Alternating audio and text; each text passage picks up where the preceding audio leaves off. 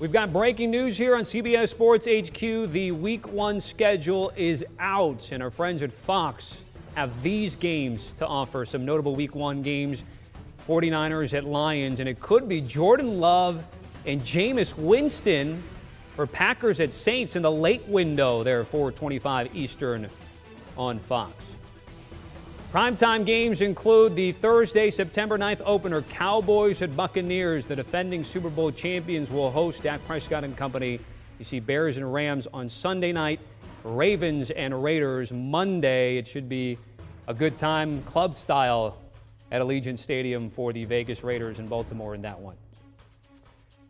So CBS has a stacked card of good games to open up the season as well. None bigger than Browns at Chiefs. It is a rematch of last year's AFC divisional round where KC beat Cleveland 22-17. The Chiefs would go on to beat the Bills in the title game, but then lose to the Bucs in Super Bowl 55. So for the first time since 1993, the season will have 18 weeks. Why? Well, because of the 17-game regular season schedule. You take a look at the early slate of games. Pittsburgh against Buffalo. You have Jacksonville and Houston with Trevor Lawrence, and we think Deshaun Watson, though that is a question mark, and the Chargers at the Washington football team.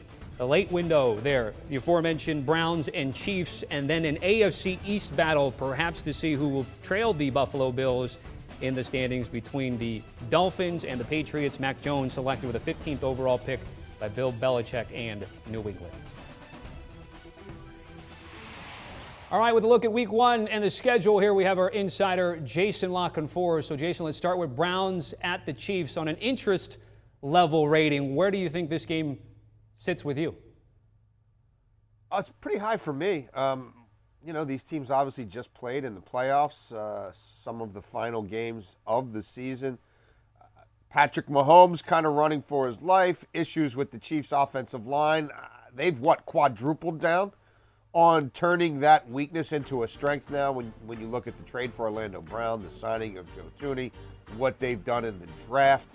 And getting Kyle Long out of retirement. I mean, they've put a lot of assets into that area. The Browns have spent a lot of their offseason beefing up their defense. Why? Because you got to find a way to beat the Kansas City Chiefs, and you might not stop them, but maybe you slow them down a little bit, and you look at what they've done to replenish their secondary.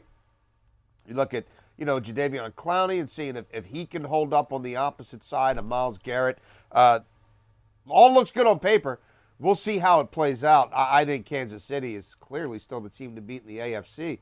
But the Browns are at a point now where I think if you look at rosters as they stand today, you can put Cleveland, Buffalo among the teams who might be closest to, if not dethroning the Chiefs, at least giving them a heck of a game for the right to go to the Super Bowl. And for the Chiefs, they have the highest win total at William Hill at 12. The Browns are at 10. You mentioned the contenders for the Chiefs in the AFC. The Bills are certainly one of them. They host the Steelers. It was a rematch of last year in the regular season, a Sunday night game where Stephon Diggs went off. What are you looking out for in Pittsburgh, Buffalo? Look, I think the Steelers are one of the teams that it's imperative that they do win some games early, that they show some semblance of change. This new offense with Matt Canada, what does it look like? Is Ben Roethlisberger willing to play under center? Do they have a semblance of a run game? Can they even feign the opportunity to go play action at times? Is it just going to be Ben in the shotgun getting rid of the ball in 1.8 seconds to Juju Smith-Schuster 3 yards downfield, and then he gets blown up? I'm a Steelers skeptic at this point. I think they have issues offensive line, potential issues defensive line. We look at the age of that group. I think they're in a more complicated spot than they've been in a long time, and the Buffalo Bills are clearly one of the best teams in the AFC.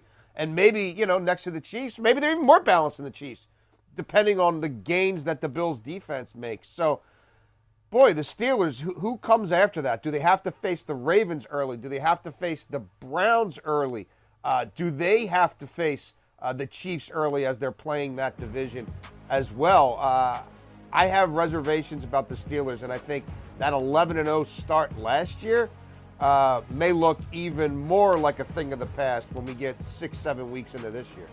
And we're taking a look at the toughest schedules based on William Hill for the preseason win totals, and the Pittsburgh Steelers have the toughest schedule there from our guys in Vegas. Quickly, a follow-up on Buffalo, Jason. What would they have to do to get over the hump to beat Kansas City in your eyes? I think a little bit more pass rush, and you look at what they've done at the top of the draft this year, and they've thrown a couple calculated arrows in that direction. They know that you've got to get Patrick Mahomes a little bit uncomfortable. You have to get him throwing from those unorthodox situations. Now, it doesn't mean he still won't complete it, but there has to be an ability to make him uncomfortable. And look, the Chiefs, again, have upgraded their offensive line. It's going to be more difficult now than it was, say, last January, but it's a long season.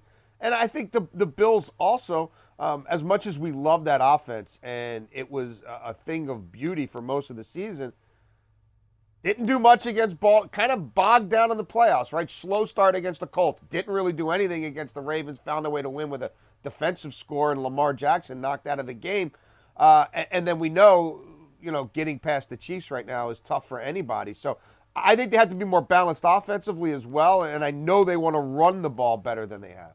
What about Jags and Texans, Jason? What are you looking out for in this game? It'll be Trevor Lawrence's debut, huh? And maybe we'll have Timmy Tebow in for, goal line packages. Look, the Texans are a mess right now on all levels, and obviously the situation with their quarterback is something that we'll continue to monitor throughout the offseason. But Jacksonville's going to be fun on offense. They had some talent there already. They now have a quarterback who looks like he could be an absolute generational talent. They've got more running backs than you could ever need, but I guess that's a good thing.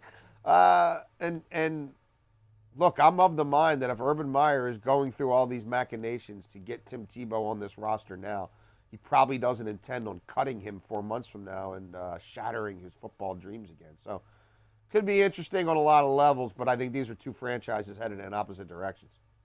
All right, so when we take a look at the opening week and the opening game, it's going to be the defending Super Bowl champion Bucs hosting the Cowboys. How about this game, JLC, to knock off and start off the year?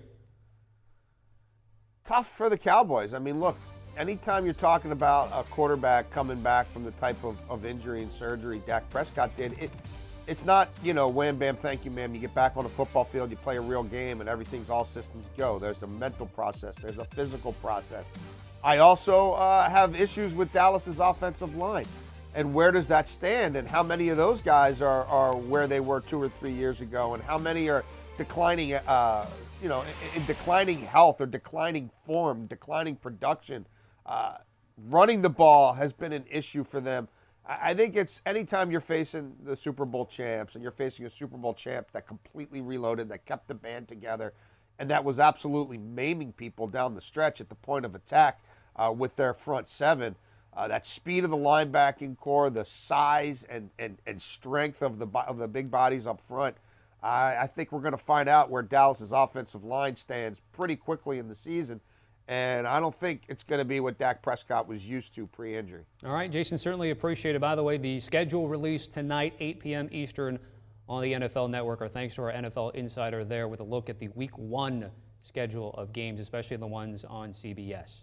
Pick Six Podcast will have you covered, of course. The previous podcast that Will Brinson and company had was talking about Tim Tebow signing with the Jaguars and the unlikelihood of Aaron Rodgers leaving the Packers. That discussed and more. Make sure you download and follow your daily NFL fix with host Will Brinson and the Super Break.